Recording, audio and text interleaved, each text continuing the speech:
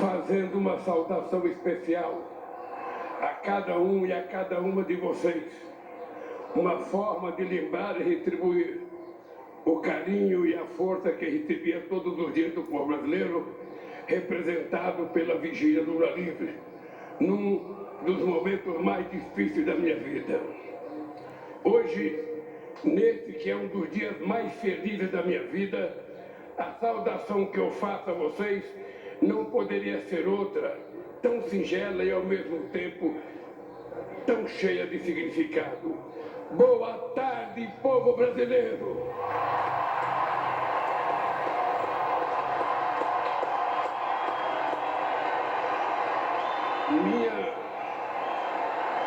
Minha gratidão a vocês que enfrentaram a violência política antes, durante e depois da campanha eleitoral, que ocuparam as redes sociais e que tomaram as ruas debaixo de sol e chuva, nem que fosse para conquistar um único e precioso voto. Que tiveram a coragem de vestir a nossa camisa e, ao mesmo tempo, agitar a bandeira do Brasil, quando uma minoria violenta e antidemocrática tentava censurar nossas cores e se apropriar do verde e amarelo que pertence a todo o povo brasileiro.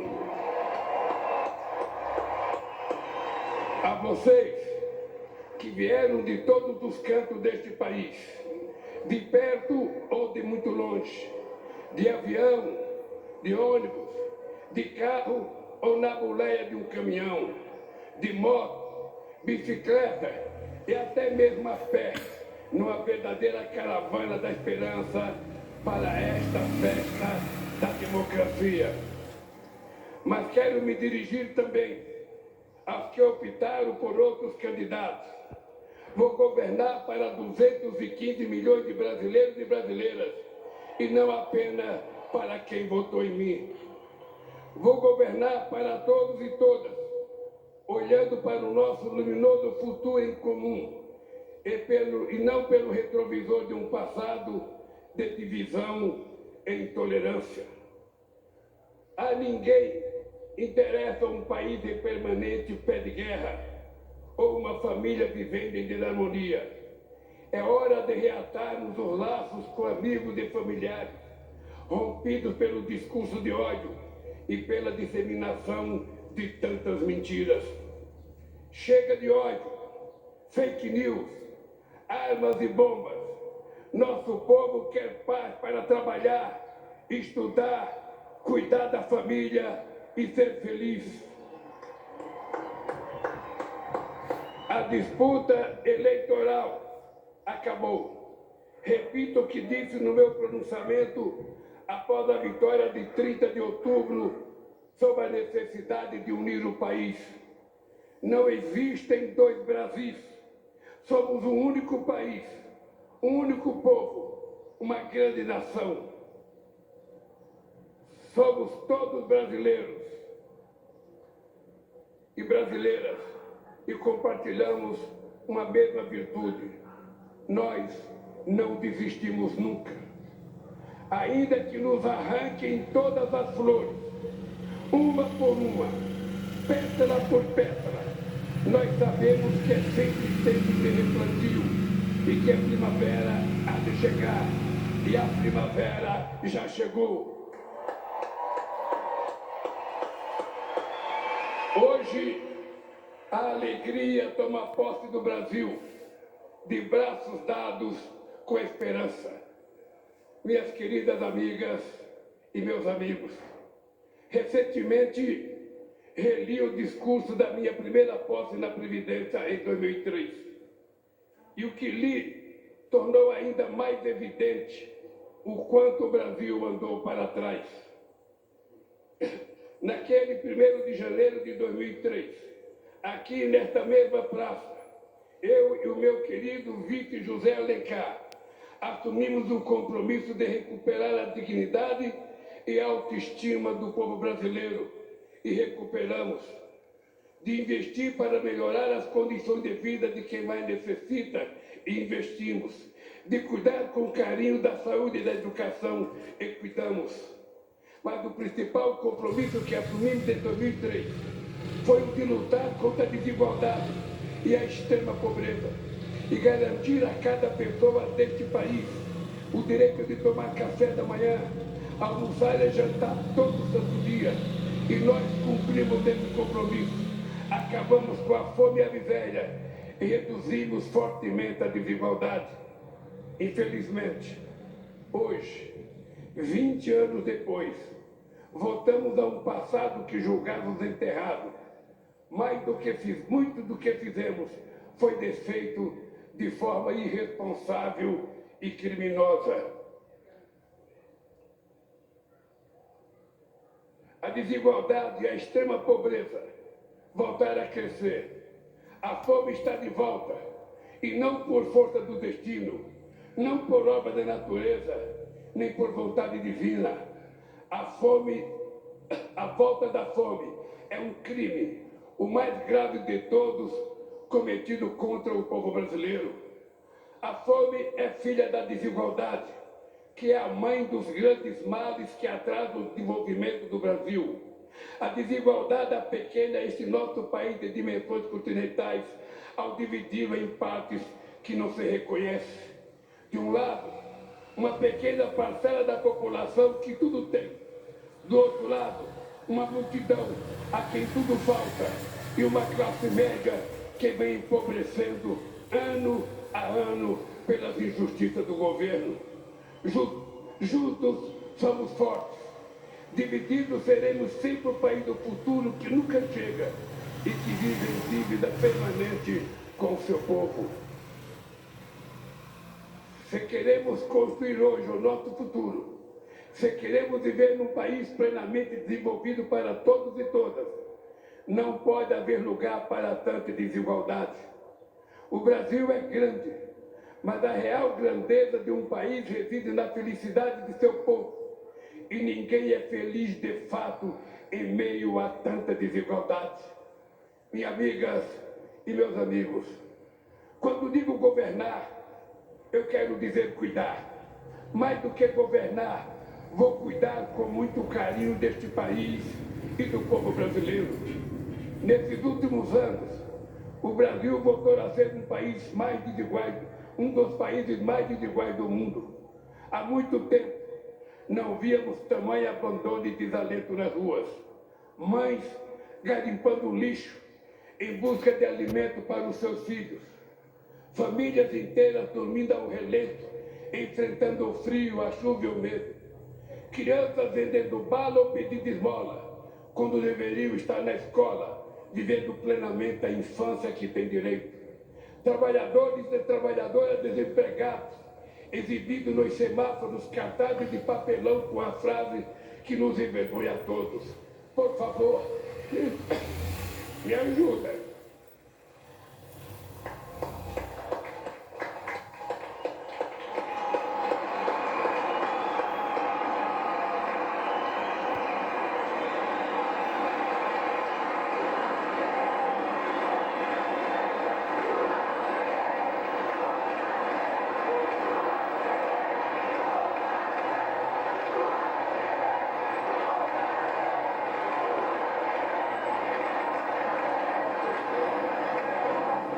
Fila na porta dos açougues em busca de ossos para aliviar a fome. E, ao mesmo tempo, filas de espera para a compra de automóveis importados e jatinhos particulares. Tamanho abismo social é um obstáculo à construção de uma sociedade verdadeiramente justa e democrática e de uma economia próspera e moderna. Por isso, eu e o meu companheiro Vice-Geraldo Alckmin assumimos hoje, diante de vocês e de todo o povo brasileiro, o compromisso de combater dia e noite todas as formas de desigualdade no nosso país. Desigualdade de renda, desigualdade de gênero e de raça, desigualdade no mercado de trabalho, na representação política, nas carreiras do Estado, desigualdade no acesso à saúde, a educação e demais serviços públicos.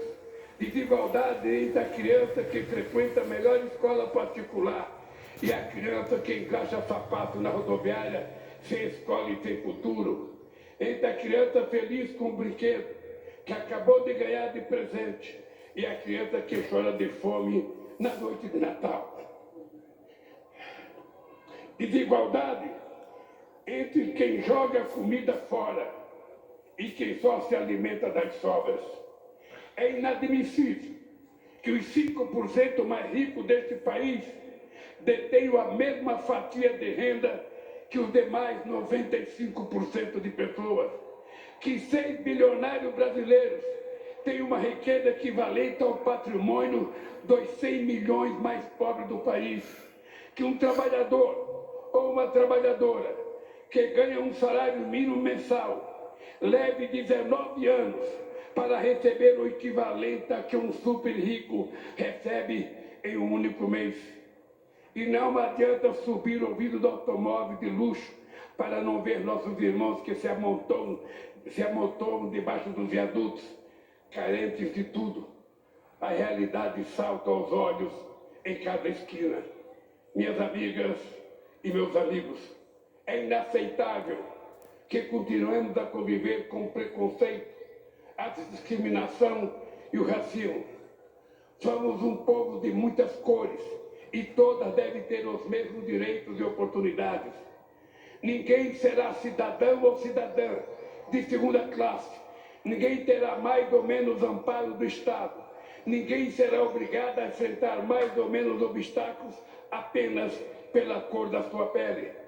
Por isso, estamos recriando o Ministério da Igualdade Racial para enterrar a trágica herança do nosso passado escravista. Os povos indígenas precisam ter suas terras demarcadas e livres das ameaças das atividades econômicas ilegais e predatórias. Precisam ter sua cultura preservada, sua dignidade respeitada e sua sustentabilidade garantida. Eles não são obstáculo ao desenvolvimento, são guardiões de nossos rios e florestas e parte fundamental da nossa grandeza enquanto nação.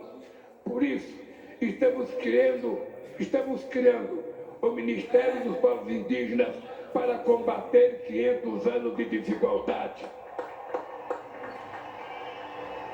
Não podemos continuar a conviver com a odiosa pressão imposta às mulheres, submetidas diariamente à violência nas ruas e dentro de suas próprias casas.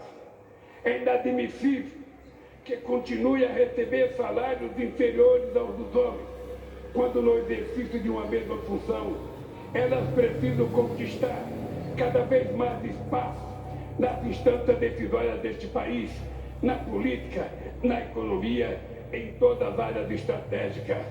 As mulheres devem ser o que elas quiserem ser, devem estar onde quiserem estar. Por isso, estamos trazendo de volta o Ministério das Mulheres.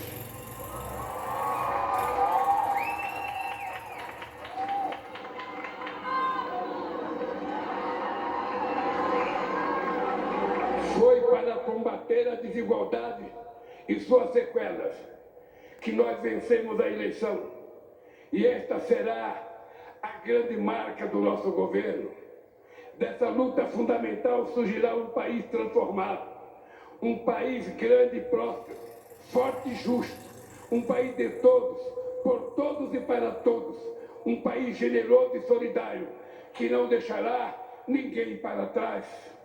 Minhas queridas companheiras e meus queridos companheiros, reassumo o compromisso de cuidar de todos os brasileiros e brasileiras, sobretudo daqueles que mais necessitam, de acabar outra vez com a fome neste país, de tirar o pobre da fila do osso para colocá-lo novamente no orçamento da União. Temos um imenso legado ainda vivido na memória de cada brasileiro e cada brasileira, beneficiário ou não das políticas públicas que fizeram uma revolução neste país. Mas não nos interessa viver do passado. Por isso, longe de qualquer saudosismo, Nosso legado será sempre o espelho do futuro que vamos construir para este país. Em nossos governos, o Brasil conciliou o crescimento econômico recorde com a maior inclusão social da história e se tornou a sexta maior economia do mundo, ao mesmo tempo em que 36 milhões de brasileiros e brasileiras saíram da extrema pobreza. Geramos mais de 20 milhões de empregos com carteira assinada e todos os direitos assegurados. Reajustamos o salário mínimo sempre acima da inflação. Batemos recorde de investimento em educação, da creche à universidade, para fazer do Brasil um exportador também de inteligência e conhecimento, e não apenas um exportador de commodities e matéria-prima.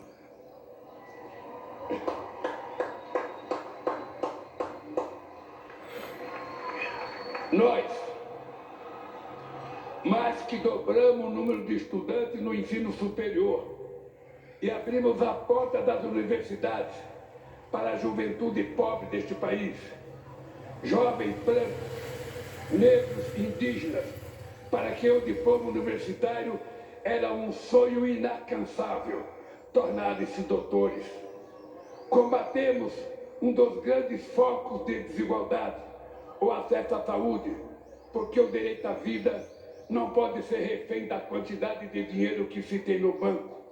Fizemos uma farmácia popular que forneceu medicamentos a quem mais precisava e o Mais Médicos, que levou atendimento a cerca de 60 milhões de brasileiros e brasileiras das periferias das grandes cidades e nos pontos mais remotos do Brasil.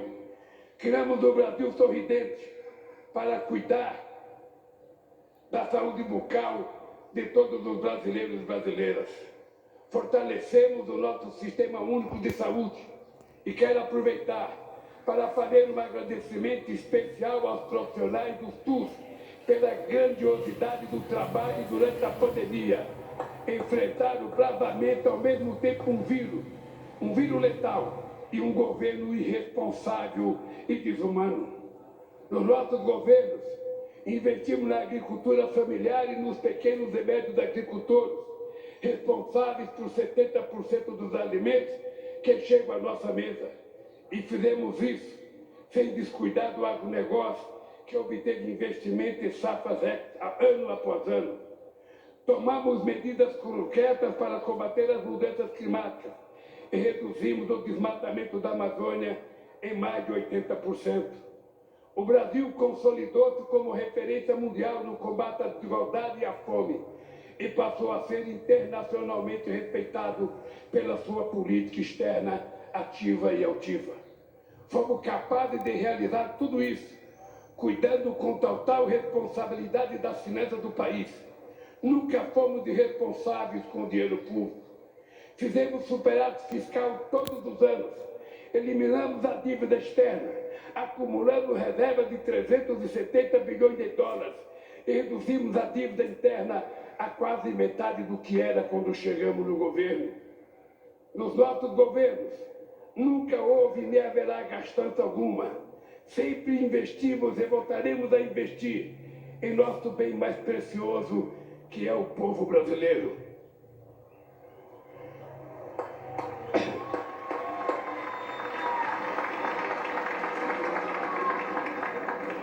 Infelizmente, muito do que construímos em 13 anos foi destruído em menos da metade desse tempo. Primeiro, pelo golpe contra a presidenta Dilma em 2016. E, na sequência, pelos 4 anos de um governo de destruição nacional, cujo legado a história jamais perdoará. 700 mil brasileiros e brasileiras mortos pelo Covid-19. 125 milhões sofrendo algum grau de insegurança alimentar, de moderada a muito grave, e 33 milhões passando fome. Esses são apenas alguns números, que na verdade não são apenas números, estatísticas e indicadores.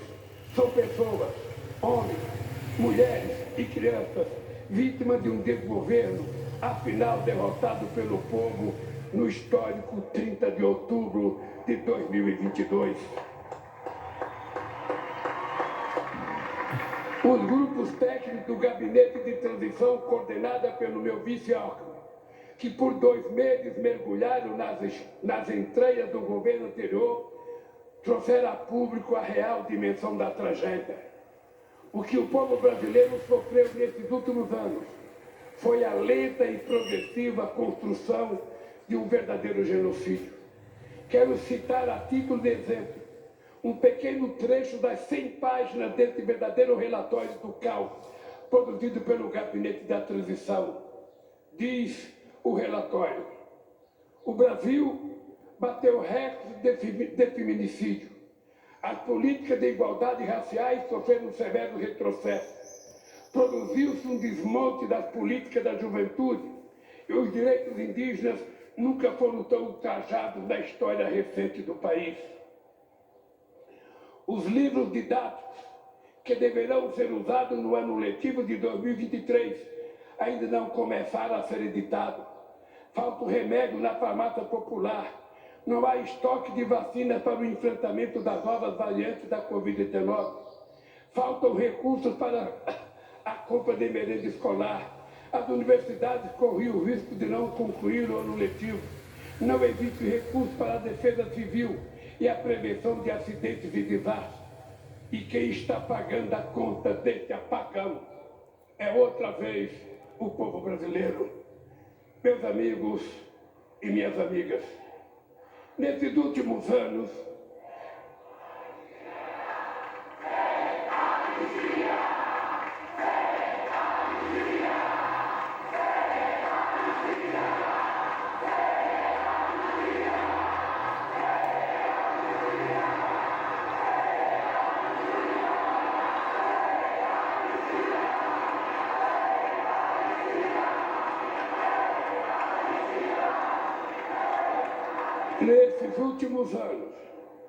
vivemos sem dúvida um dos piores períodos da nossa história. Uma era de sombras, de incertezas e de muito sofrimento. Mas esse pesadelo chegou ao fim pelo voto soberano, na eleição mais importante desde a redemocratização do país. Uma eleição que demonstrou o compromisso do povo brasileiro com a democracia e suas instituições. Essa extraordinária vitória da democracia nos obriga a olhar para frente e a esquecer nossas diferenças, que são muito menores que aquilo que nos une para sempre. O amor pelo Brasil e a fé inquebrantável em nosso povo. Agora é hora de reacendermos a chama da esperança, da solidariedade e do amor ao próximo. Agora é hora de voltar a cuidar do Brasil e do povo brasileiro, gerar empregos, reajustar o salário mínimo acima da inflação, baratear o preço dos alimentos, criar ainda mais vagas nas universidades, investir fortemente na saúde, na educação, na ciência e na cultura. Retomar as obras de infraestrutura do Minha Casa Minha Vida, abandonadas pelo descaso do governo que se foi. É a hora de trazer investimentos e reindustrializar o Brasil, combater outras vezes as mudanças climáticas e acabar de uma vez por todas com a devastação dos nossos biomas, sobretudo a nossa querida Amazônia. Romper com o isolamento internacional e voltar a se relacionar com todos os países do mundo. Não é hora para ressentimentos estéreis. Agora é hora de o Brasil olhar para frente e voltar a sorrir. Vamos virar esta página e escrever em conjunto um novo e decisivo capítulo da nossa história. Nosso desafio comum é o da criação de um país justo, inclusivo, sustentável e criativo, democrático e soberano para todos os brasileiros e brasileiras. Fiz questão de dizer ao longo de toda a campanha: o Brasil tem jeito. E volto a dizer com toda a convicção, mesmo diante do quadro de destruição revelado pelo Gabinete da Transição, o Brasil tem jeito. Depende de nós, de todos nós, e vamos reconstruir este país. Em meus 4 anos de mandato, Vamos trabalhar todos os dias para o Brasil vencer o atraso de mais de 350 anos de escravidão, para recuperar o tempo e as oportunidades perdidas nesses últimos anos, para reconquistar seu lugar de destaque no mundo e para que cada brasileiro e cada brasileira tenha o direito de voltar a sonhar e as oportunidades para realizar aquilo que sonha. Precisamos todos juntos reconstruir e transformar o nosso querido país. Mas só reconstruiremos e transformaremos de fato esse país se lutarmos com todas as forças contra tudo aquilo que o torna tão desigual. Essa tarefa não pode ser de apenas um presidente ou mesmo de um governo. É urgente e necessária a formação de uma frente ampla contra a desigualdade que envolva a sociedade como um todo. Trabalhadores, empresários, artistas, intelectuais, governadores, prefeitos, deputados, senadores, sindicatos, movimentos sociais, associações de classes, servidores públicos, profissionais liberais, líderes religiosos, cidadãos e cidadãos comuns. Afinal, é tempo de união e reconstrução do nosso país. Por isso, faço esse chamamento a todos os brasileiros e brasileiras que desejam um Brasil mais justo, solidário e democrático. Juntem-se a nós num grande mutirão contra a desigualdade. Quero terminar pedindo a cada um e a cada uma de vocês que a alegria de hoje seja a matéria-prima da luta de amanhã e de todos os dias que virão. Que a esperança de hoje fermenta o pão que há de ser partida entre todos. E que estejamos sempre prontos a reagir em paz e em ordem a quaisquer ataques extremistas que queiram sabotar e destruir nossa democracia. Na luta pelo bem do Brasil, usaremos as armas que os nossos adversários mais temem. A verdade que se sobrepôs à mentira, a esperança que venceu o medo e o amor que derrotou o ódio. Viva o Brasil e viva o povo brasileiro!